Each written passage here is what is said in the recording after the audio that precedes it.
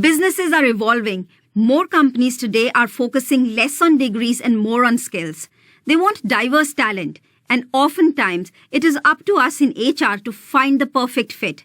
Hi, I'm Shweta Mogha, co-founder of Empowered Women of the World Initiative and an ICF certified coach. Traditional interviews are not cutting it anymore. So join me in this course and learn how to ask the right questions, identify potential red flags, and assess the skills you need, not just for today, but also for the future. So what are you waiting for? Let's get started.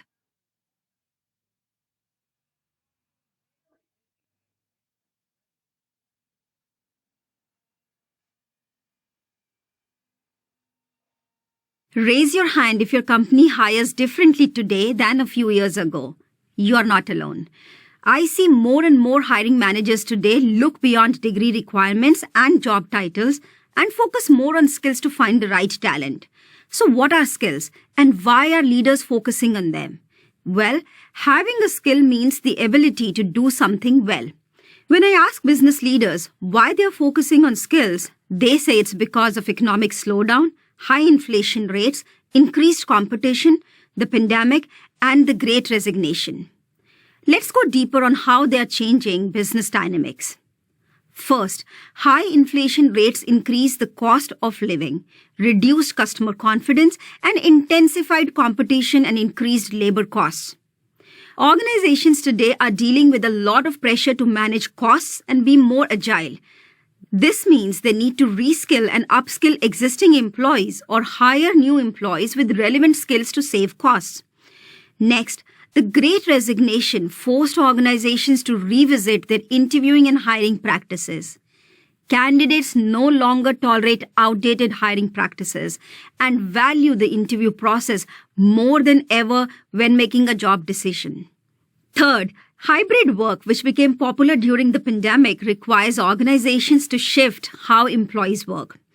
Businesses had to keep innovating in order to keep up with changing demands. In a recent 2022 study by Deloitte, 82% of the surveyed organizations say skills are becoming a more important way for organizations to define work, deploy talent, manage careers, and value employees. This study also revealed that organizations focusing on skills are 98% likely to retain high performers and 52% are more likely to innovate. Fourth, some sectors like e-commerce, logistics, and technology overhired to meet excessive customer demand during the pandemic. Now, with a changing ecosystem and the focus on increasing efficiency, these organizations are struggling to redeploy and retain talent. And finally, organizations realize they no longer can afford to stick to degree requirements and hard skills, considering that it eliminates a large pool of talent. By focusing on skills, organizations can reduce their skill gap and hire for unfilled positions. So how can you get ahead of these changing socioeconomic demands and prepare for the future? You can assess candidates for their transferable skills and competencies. For example, according to a Harvard Business School article, by the end of 2021, only 43% of IT jobs at Accenture and 29% at IBM required a degree. Clearly, there is a shift happening. How do you assess candidates while hiring them in your organization? Do all your job postings still have a degree requirement? Take some time now to reflect.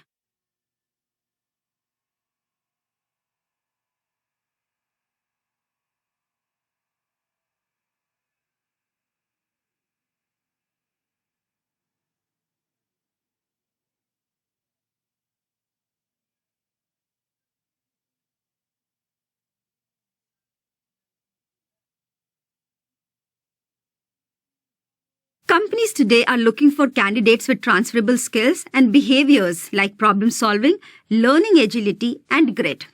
They want people who can help their businesses innovate and stay agile. That's why they are pivoting towards a skill-first interviewing approach. Companies like Google, Hilton, Toyota, and Deloitte are already doing this. Let's now look at how a skill-first interviewing approach benefits all three levels, including an organization, its departments, and its employees. Starting out wide by focusing on skills, organizations can become more agile and anticipate change. They will be able to respond to change effectively, align talent to company-level initiatives, and become more efficient. They can spark innovation and digital transformation, attract diverse talent, and build a culture of continuous learning. Now let's see how it benefits different departments within an organization. It increases internal talent mobility. As an HR leader, you will be able to guide your functional leaders to consider talent from internal pools and borrow resources from other teams. As a result, it also enhances cross-functional partnerships and increases employee retention. Leaders will also be able to improve departmental processes and efficiency. Now, narrowing it down to employees, a skills-first approach allows individuals to use their skills, advance in their career, and get rewarded based on their skills. Imagine the impact it will have on employee morale when there's more flexibility to move across the organization. Employees would not have to look for opportunities outside of the organization. Join me in the next chapter as we define hard skills, soft skills, and competencies and see how they fit into a skills-first approach.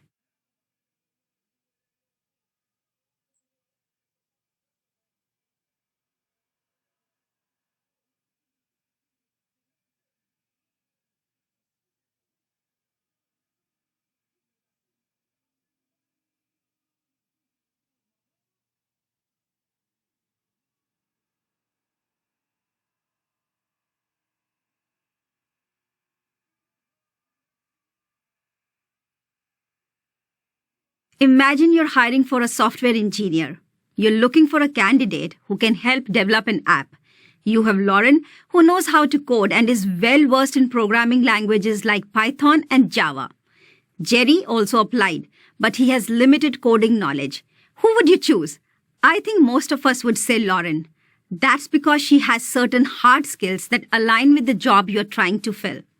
Hard skills, also referred to as technical skills, are practical abilities needed to complete a task which are oftentimes gained through formal education and teaching programs.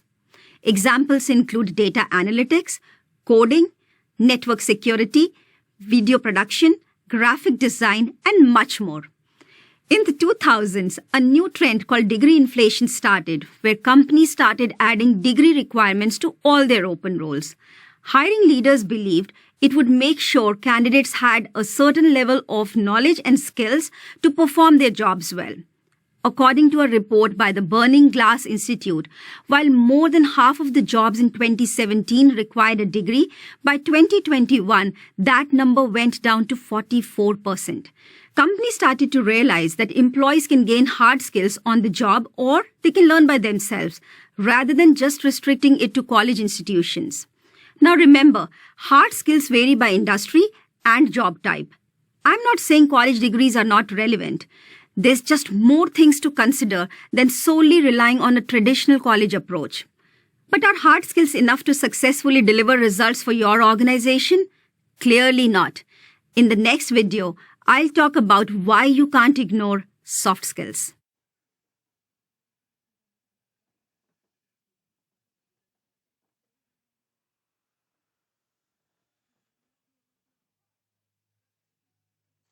While drafting job descriptions, have you noticed sometimes hiring managers say they need someone with great time management or decision-making skills?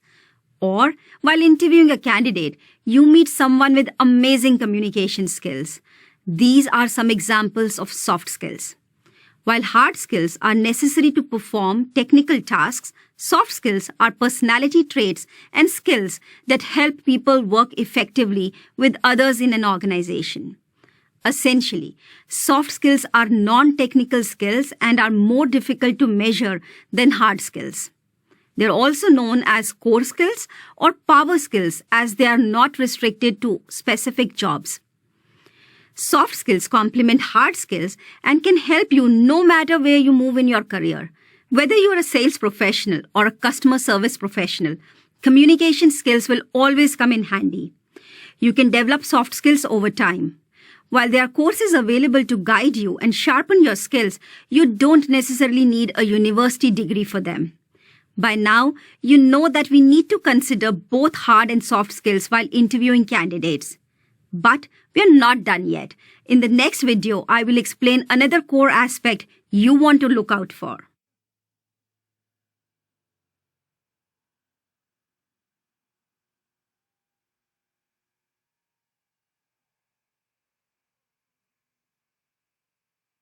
So we know that during a skills first interview, you should look for candidates with hard and soft skills.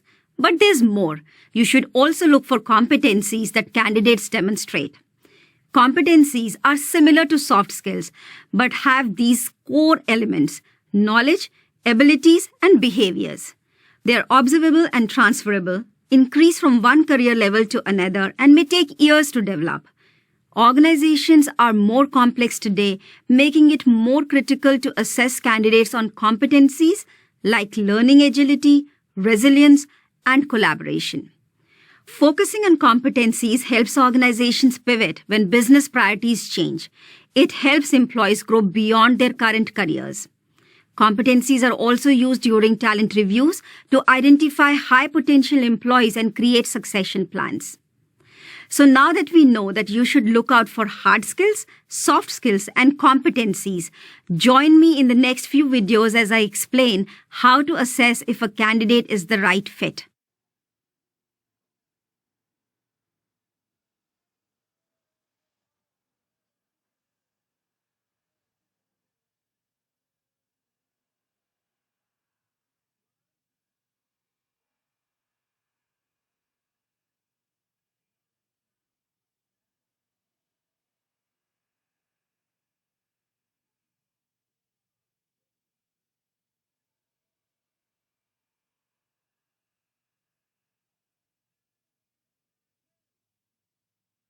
Tell me about yourself.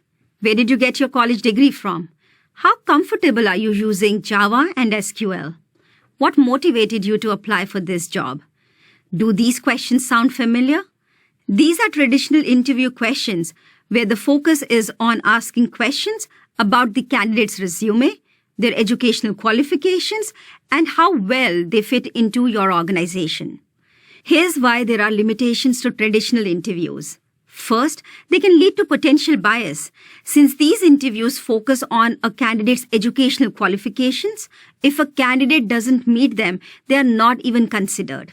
Next, they are often unstructured with no specific aim or outcome other than gathering some information which is already listed in the resume.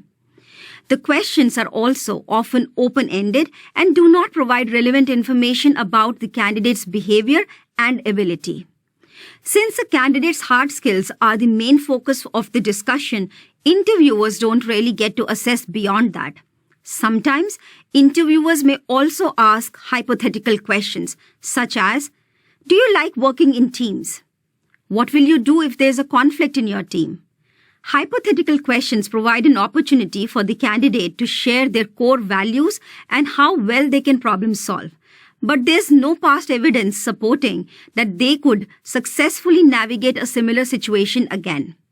The responses could also be easily faked and can be time-consuming. Now take a moment to think through the types of questions you ask candidates during interviews.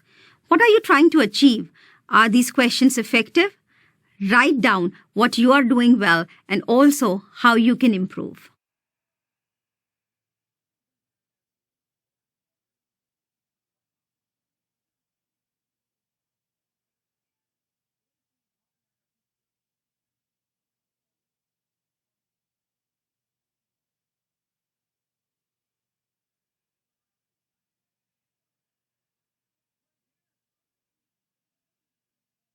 Now that we understand the limitations of traditional interviews, you might be wondering what options are there to best assess candidates.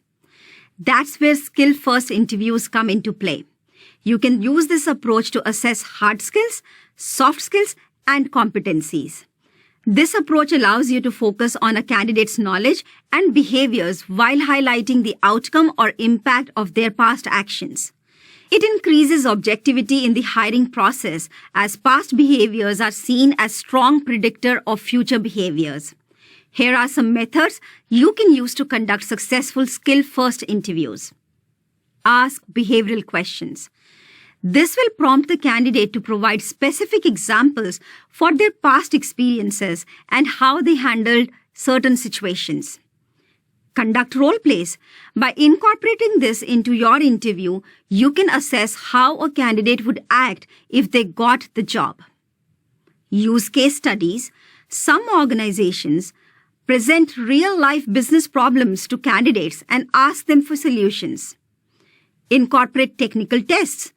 Candidates are expected to solve technical problems like coding assessments to determine their practical ability. In this course, we will focus on asking behavioral questions. For example, tell me about a time when you managed a difficult customer. How did you handle it? Notice how in this question, the interviewer is not just focusing on the candidate's customer management skills, but also on how they reacted to the situation. This interview style is more structured than traditional interviews and more factual than hypothetical questions. Other benefits include reducing personal bias. The decision is not based on a single hiring manager's assessment, and it's backed by evidence. It reduces the risk of bad hires, which saves money on retraining costs. Interviewers also get an opportunity to know a candidate's transferable skills. Transferable skills are skills that you use in multiple jobs or roles.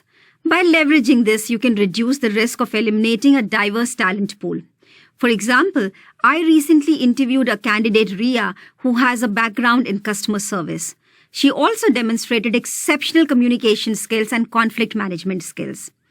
During the interview, I assessed that she is good at multitasking, problem solving, and can think out of the box. Now, as I reflect on the interview, I know that her skills can be useful in program management, communication, and marketing roles within my organization. If tomorrow we need her to manage a large-scale program or help draft marketing communications, she is someone we could tap. Now join me in the next video where I will show you how you can prepare for a skill-first interview.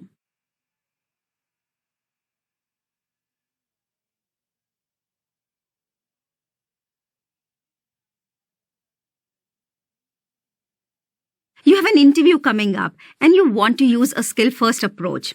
Here are some steps that you can take to prepare. First, review the job description. It may sound obvious, but you want to make sure you have a clear understanding of the skills, abilities, and behaviors that are required for the job.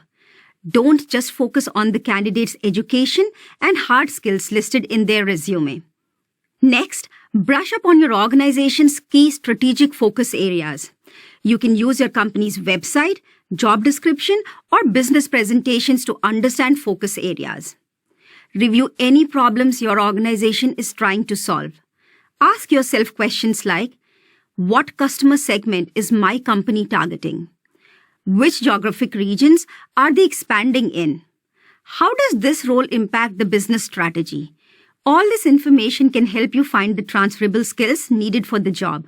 It will also help you sell the role better to candidates. After that, consider which cross-functional partners the person who gets the job will interact with. Narrow down which skills should be assessed by which interviewer. Next, develop a list of questions that will help you evaluate the candidate's past experiences and behaviors. I recommend using the STAR method to structure your questions. We will talk more about this strategy in the next video. Once you've narrowed down the candidate pool, research individuals by reviewing their resume and their LinkedIn profile to learn more about their background and experiences. This information will help you ask more informed and specific questions during the interview. Last but not least, prepare to take detailed notes during the interview, including specific examples and details about their behaviors and experiences. Now think about how you prepare for interviews. What works? What doesn't? Write them down. And in our next video, I will share concrete steps that will help you assess whether a candidate has the skills that you're looking for.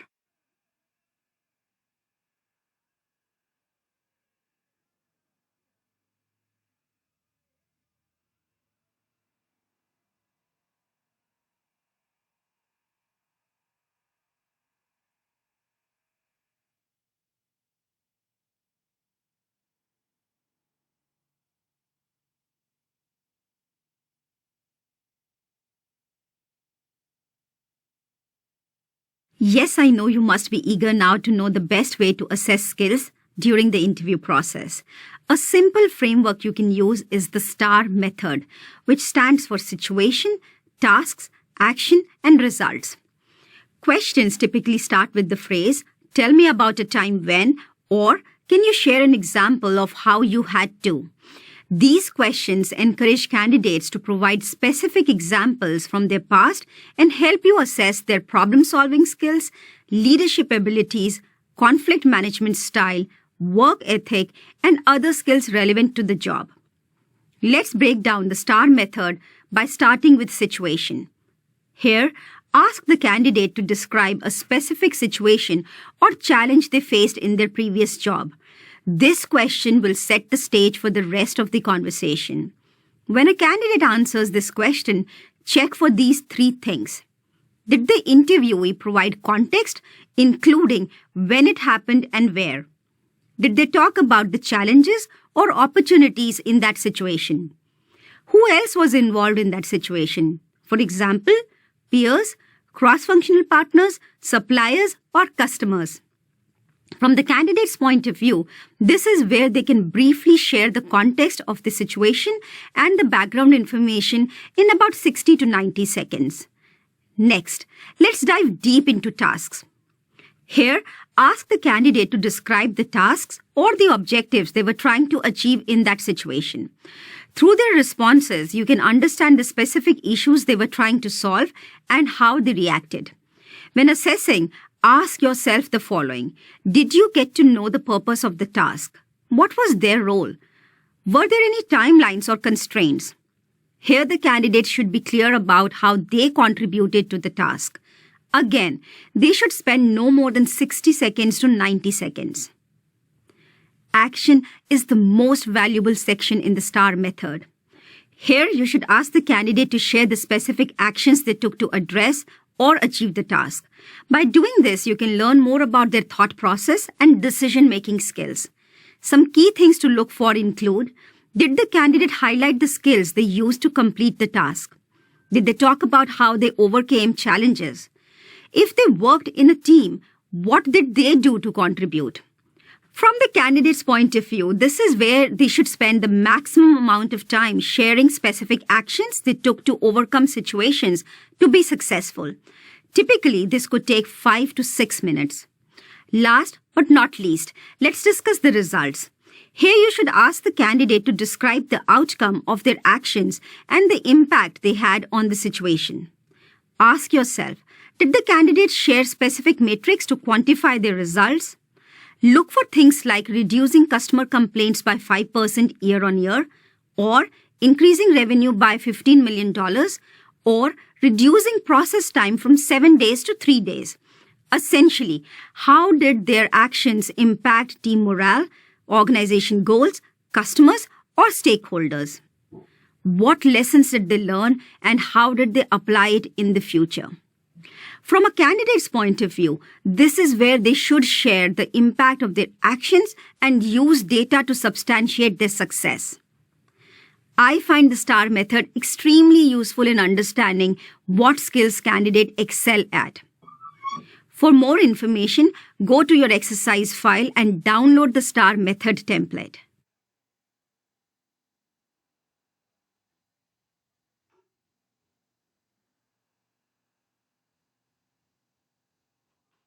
Follow-up questions are critical in skill-first interviews, especially when using the STAR method.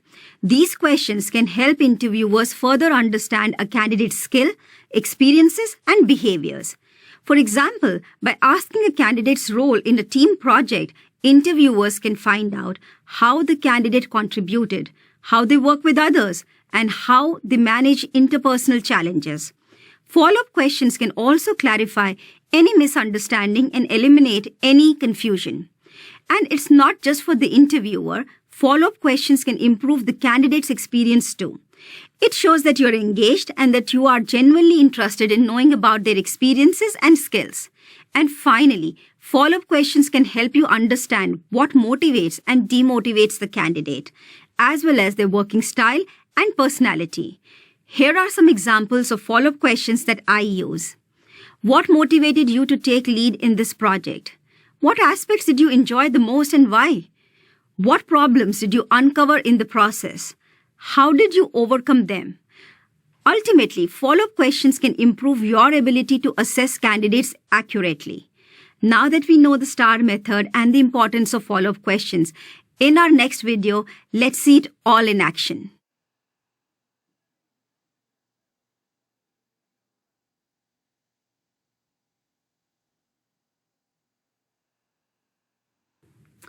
Now that we know the STAR method, let's see how it's used in an interview. In this video, I will show you an example as I interview the candidate for an open role. I'll be looking for their ability to solve complex problems and use data to influence decisions. It doesn't matter what role we are trying to fill. I'm assessing her skills. Hi, Tammy. This is Shweta. I'm from the corporate HR team. So excited to meet you. Nice to meet you too. Well, Tammy, we have 45 minutes together today, and I will be asking you some specific questions. These questions will be based on some previous experiences that you may have. I would love for you to tell me, how did you navigate those situations? Try being as specific as possible. Also, I will be making notes as we do the interview. So if I don't maintain eye contact, please know that I'm listening to you. Great. Thank you. Notice how I first introduced myself. I then specified the time we had together and how I was going to use that time. I also clarified that I'm looking for specific examples and her contribution in that situation. So Tammy, tell me about a challenging situation that you faced at work and how did you use data to actually influence your stakeholders? Good question. In my current role, we launched a new product in Europe. Unfortunately, the product adoption did not meet the goal. However, I was able to problem solve and help us to get to the goal. That sounds amazing. Tell me more about it. What was the goal and what did you do? The actual product penetration was 5.2%, and the goal was 10%. Now that we know the situation, Tammy would dive deeper into the tasks that she had to manage for the situation. Because we had a low adoption rate, I researched why this was happening. This was important for us to figure out why we weren't meeting our goals. Well, it sounds like a complex problem. What actions did you take? So I analyzed our customer data for the last 6 months. I also held focus group discussions. And I realized a key challenge was that our marketing materials were only in English. And this left out a big customer base for us. In this situation, Tammy would explain other actions she took. This is also where I would ask her more follow-up questions and ask about the final results. Wow, so what was the impact for your actions and what results did you deliver? Well, I gathered all the information I collected and presented it to the leadership team. When we implemented a more inclusive marketing language, we saw the adoption rate of the product go from 5.2% to 10.8%. Notice how I gave Tammy the opportunity to talk about challenges, the actions she took, and how her actions led to results. Typically, I would spend the next few minutes asking more follow-up questions to clarify her contribution. Once that's done, thank your candidate for their time. Those are amazing results, Tammy. Thank you for your time today. It was great meeting you. Thank you. It was great meeting you too.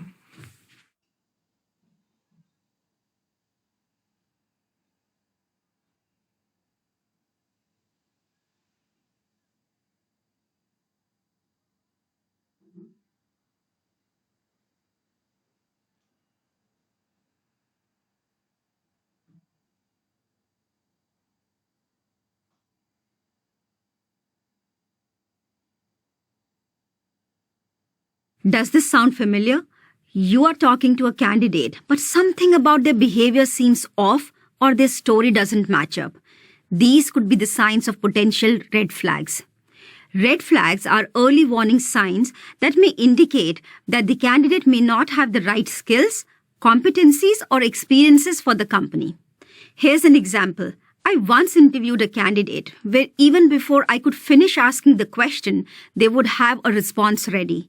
It seemed as if the candidate already had pre-prepared scenarios and was force-fitting them into the situation. This was a red flag and showed their lack of attention to detail and interest in understanding what I wanted to know. Another red flag is when candidates struggle to share their contribution and impact in team projects. Overuse of we versus I during follow-up questions or not providing specific quantifiable data may show that they may have taken a back seat on the project. That's why it's important for you to ask probing questions and get a deeper understanding of their contributions. Also, you may have noticed that sometimes candidates are hesitant to share their past failures. This could potentially indicate their lack of self-awareness. As an HR leader, you can create a safe environment by indicating that learning from failures is encouraged in your organization.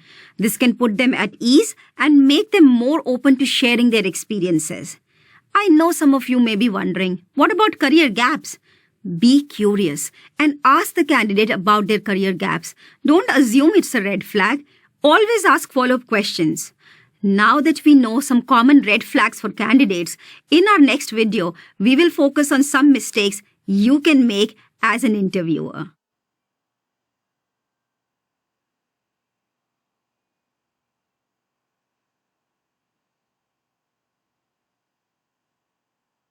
Have you ever struggled or made a mistake while conducting an interview?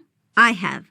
Let's dive into some common mistakes that you and your interviewers can make and how to prevent them. The most common mistake that I have noticed is not having a clear understanding of the skills and competencies you're looking for in a candidate. Unless you have a clear understanding of what you're assessing, your questions may not be aligned with what the position is looking for. Another common issue is not using the STAR method correctly. Ask questions that are aligned with the framework.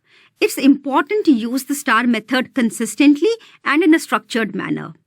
Next, avoid jumping to conclusions. This is a time for the candidate to share their experiences and learnings, so listen attentively.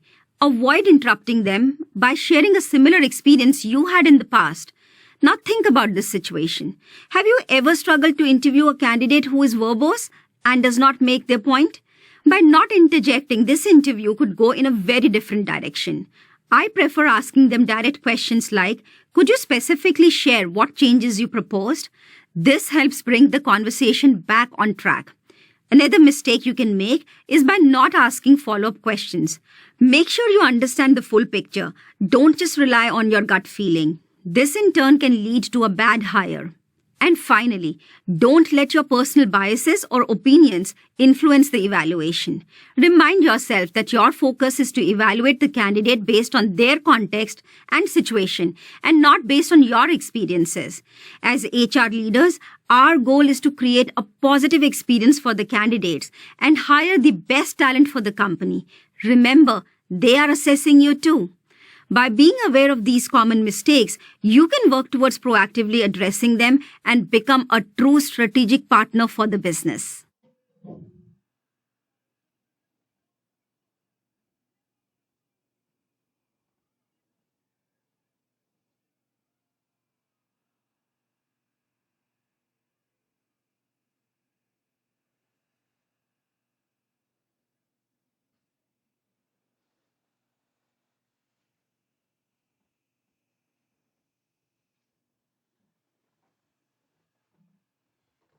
As we come towards the end of this course, I hope you now understand the benefits of taking a skill-first interviewing approach. This is an opportunity for you to help your organization gain access to a diverse talent pool, innovate, and build a more agile and employee-centric organization. This is just the beginning. Skills-first interviewing is the first step towards building a skill-based organization. It's important to create a common language of skills across the organization and reevaluate all key HR processes. This will include learning and development, performance management, and compensation policies. To further elevate your organization, keep skills at the center of your succession planning. Also leverage technology to create visibility and track skills development in your organization. For more information on HR best practices, check out my other course, HR Roles in the Modern Workplace. So go ahead, take the first step in the journey. Use the STAR method to interview candidates based on their skills rather than their degrees, educational background, or years of experience. I can't wait to hear from you all when you implement it and see the benefits.